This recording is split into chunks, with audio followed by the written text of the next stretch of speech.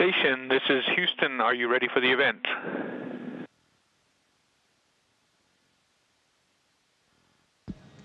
Houston Station, we are ready.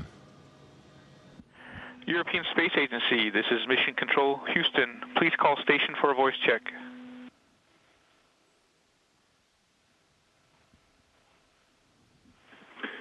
Station, this is ESA PIO, Jules Thierry at ASI headquarters. How do you hear me?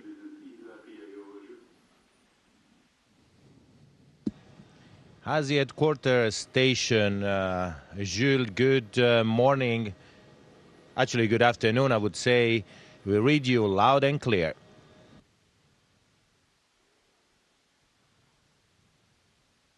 Good afternoon, Paolo. Indeed, we're here in Rome with a lot of journalists who are eager to ask you their questions. We're also here with Bernardo Patti, representative of ESA, and Director General of the Agenzia Spaziale Italiana, Anna Sirica. I give her the mic for a small word of introduction, and then we'll go on with the questions. Anna.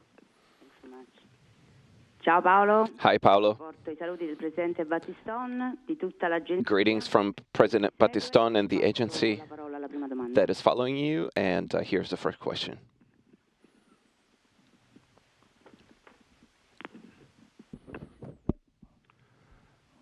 Buon pomeriggio, Paolo. Good afternoon, Paolo.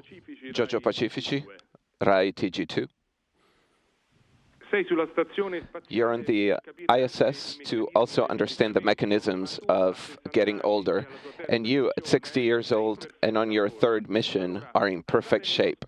So going to space and being in microgravity is good for you, as you demonstrate, or as they say, it's not good for you because you're having osteoporosis and bone loss and degeneration of muscle tone. Giorgio, thank you for the question.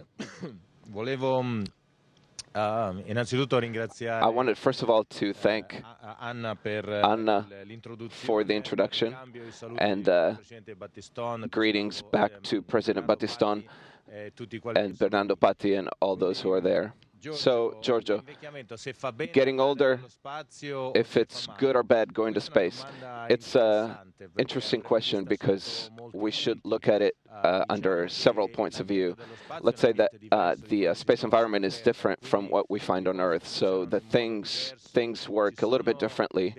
There are systems that don't like being in absence of gravity, like the skeletal system. After all, we don't need our skeleton here, so the body, of course, tries to get rid of it. The other thing is there is a high radiation environment because we're not protected by the atmosphere. So there is higher pressure in our body. So I don't know if you can see it, but my face is a little bit bloated. My eyes are a little bit puffy because of this. But in general, I would say that going to space, you don't have to be a Superman, you have to be a regular person. I don't know if it's good for you to stay in space for a long time, like 6 months or a year, and that's why we are on the ISS, also to understand how the body behaves, so that we can learn more, so that we can work better on Earth, but also we can continue exploration in the future on the various planets of the solar system and maybe even outside of the solar system.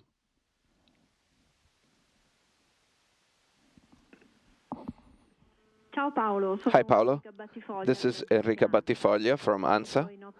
I see you in great shape, and I'm very happy. I wanted to ask you this.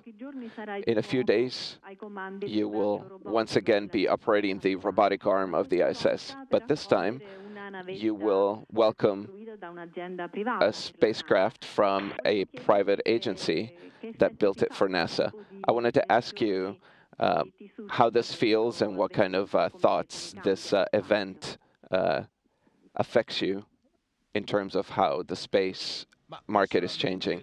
Well, personally, I'm very happy that there's this evolution where space is not only the privilege of a few nations and people and governments that can afford to have these unlimited funds if they want. But also, we're starting to become a place where we can do some commerce and tourism and open these opportunities to industries so that they may utilize the ISS in the best way. I'm personally very happy about this. That means that we'll have the opportunity in the future as governments to focus on what the companies can't do yet, like explorations long-term, because these are activities that don't have a return on investment, so they can't do it. And also, I'm happy that I can answer to all those who tell me, Paolo, this is your last mission. I can say, you never know, maybe as a professional astronaut, but maybe in the future when prices are going to go down, maybe I'm also going to be able to buy a ticket to go take a tour in space. And this time I'll be able to be on the window the whole time so that I can fully enjoy this microgravity.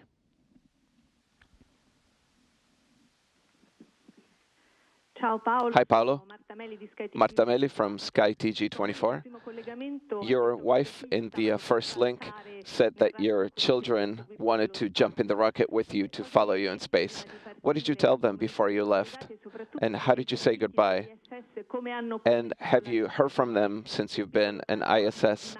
And how did you talk about Max's little transformer? Yes, I talked to my wife and kids in video conference. This past Sunday, we had a 10-minute teleconference, and it was interesting to see both Sophia and Max. They came and they said goodbye, and they were really happy to have lived this experience. It was a beautiful experience for all. For them, I have to say, it's almost a normal thing. Actually, Max didn't quite understand the importance of giving me something that I could bring to space. In fact, this was a problem. It was a problem trying to get something from him, but he gave me the transformer, but the smaller one, because the other ones are his and he wants to play with them. For them, it's normal, and it's good that it's that way, because they're the future, and these things that are exceptional for us, for them, are normal. But for them, when they grow up, the same thing is going to happen with them and their children.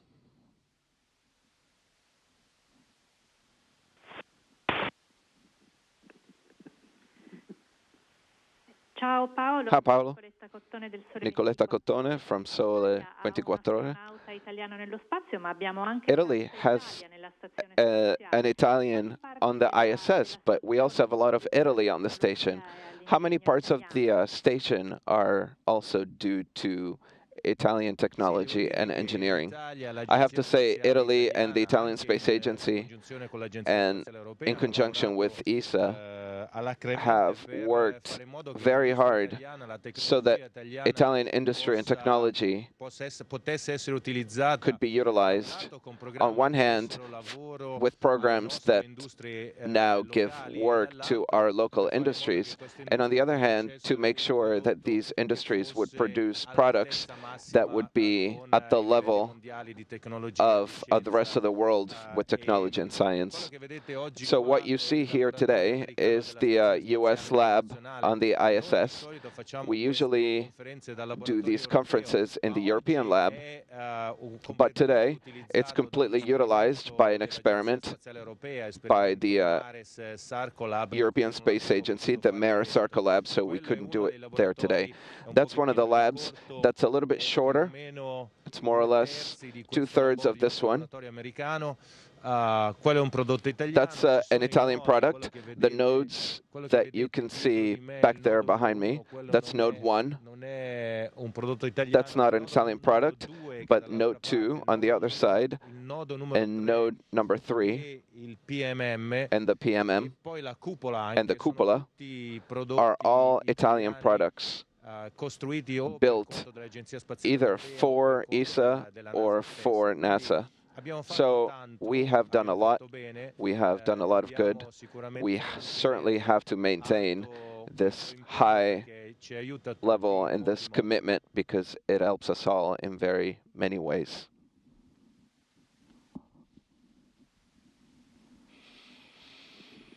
Good day, Paolo. Marilu Lucrezio from TG1.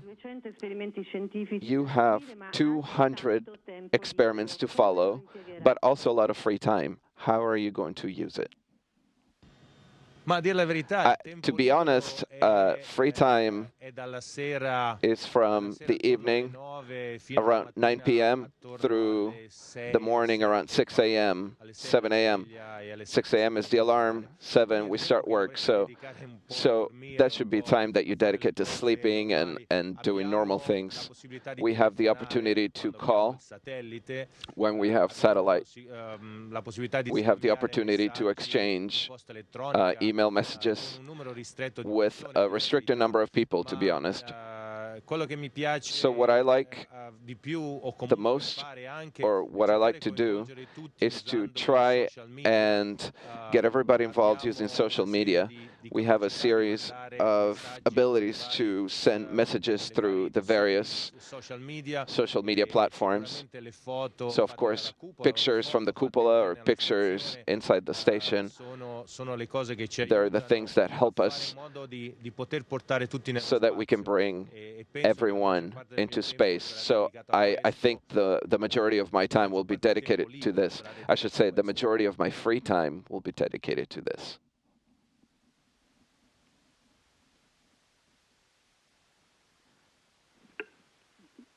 Ciao Paolo. Hi Paolo.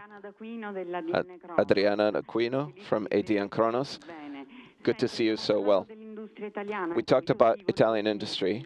I wanted to ask you how the Vita mission that you just began will give a further push to the space economy of our country.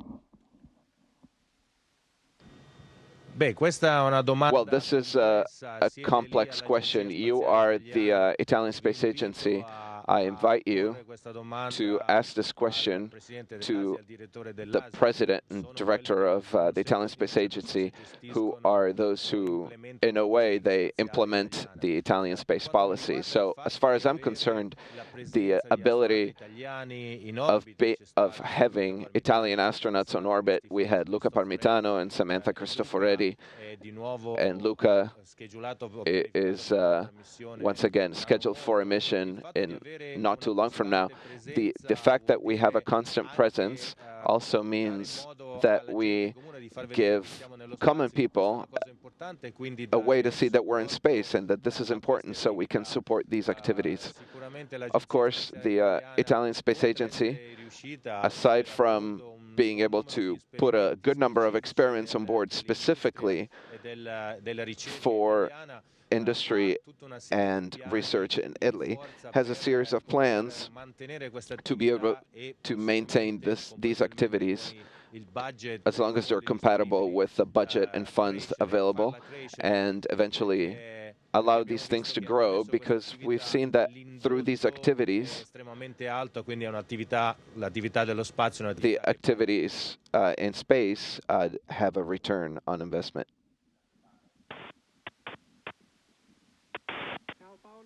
Hi Paolo. Paolo Viceviti from Messaggero.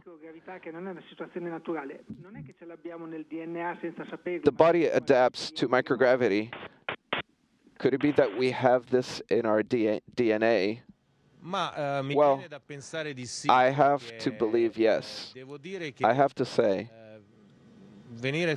coming here to space in a place like this, very different, could be and is certainly a traumatic moment for the body from a physical point of view, but for the mind too, because you have to learn how to move using your hands and staying still using your feet, because otherwise, if you don't use your feet, you're going to fly away while you work with your hands. It takes relatively little time to reset the mind and the body in this situation. Whereas coming back to Earth, so coming back under gravity, is a very heavy thing, complex. It takes days, if not weeks.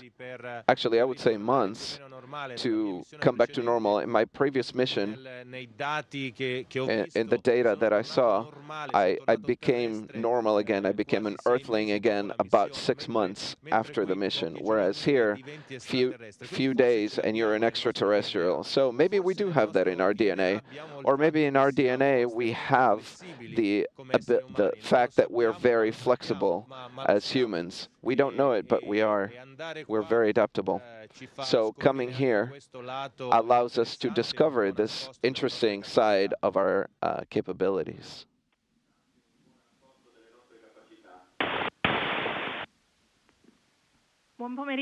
Good day. Paola Bottini, the Rai News 24. This is your third mission in orbit. What's different since the last ones in terms of your emotions?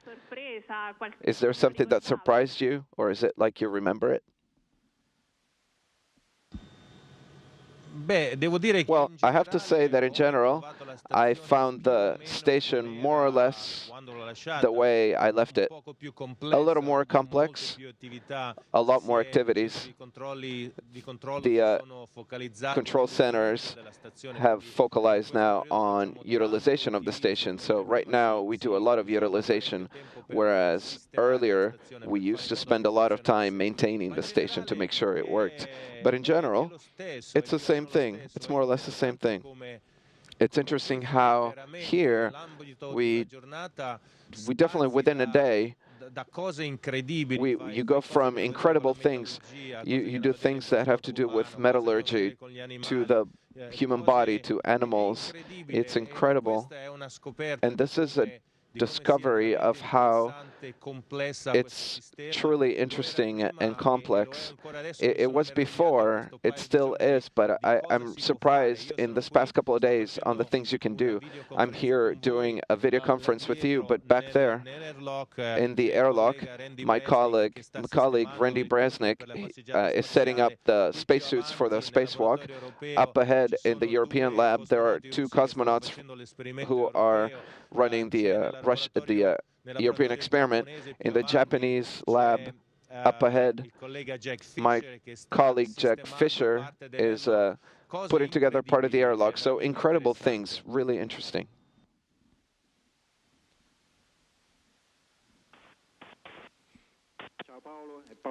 Hi, Paolo. Paolo D'Angelo. I ask you a question from Giuliana Grimaldi.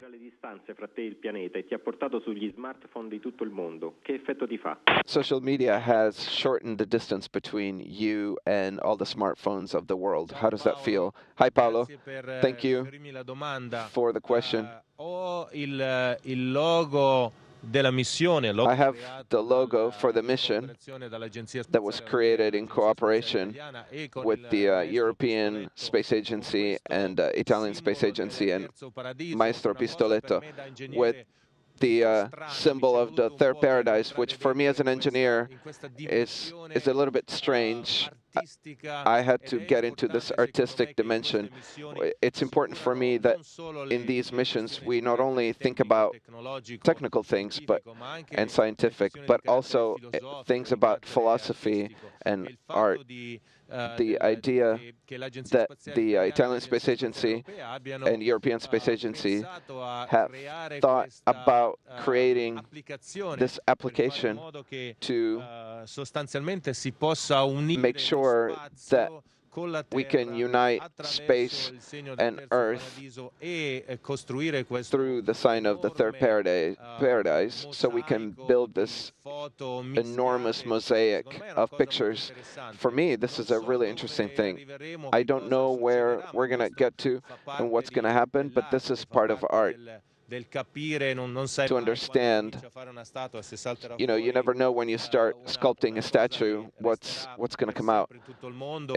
If it's something that the world is going to treasure for a long time, or if it's going to be lost. I'm excited about this project, this program, and I hope that it will be successful and that will bring me to Earth and you to space.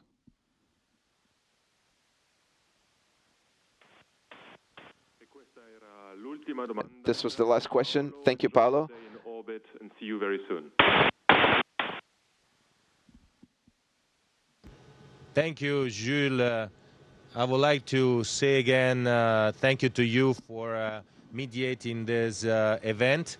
Grazie di nuovo. Thank you again to the Italian Space Agency and the European Space Agency for this link-up and to have allowed us to have the opportunity to bring Italy back into space and to give me the opportunity to be here on orbit on the International Space Station. We're at the beginning of the mission, so we will try to have some fireworks if we can do it here on the space station, and we'll talk again soon.